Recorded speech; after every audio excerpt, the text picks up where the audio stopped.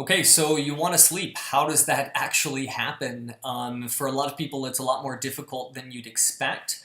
The interesting thing is that the body doesn't make itself go to sleep. What the body does is stop making itself stay awake.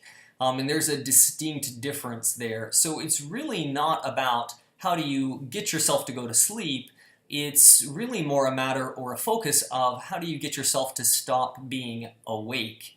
And for a lot of people, if you kind of ramp up during the day like I do, it can be quite a lot of work to get all of that energy and all of that kind of momentum that's built up during the day. You got to, it takes a lot of work to slow that down and shut it off so that your body can again actually fall asleep.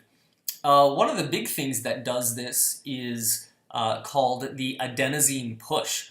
So if you're familiar with how your body produces energy, ATP is kind of like the little energy source in your body. Your body uses ATP, especially like for muscles, to contract.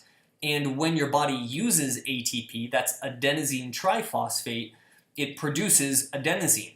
And the interesting thing is that the more adenosine you have, adenosine will help kind of push you to sleep. So a lot of people will recognize that they sleep better when they exercise, or that if they get a really good workout in, that they'll be ready for a nap, or they sleep really well that night. And that's exactly why. So sleep is really the absence of wakeful mechanisms, especially your adrenal function. Your adrenals are not just there to help you out in an emergency. They have a specific function of keeping you awake throughout the day. Now, the important part is that the adrenals should turn themselves off and allow, again, without that wakeful mechanism, that should allow you to go to sleep.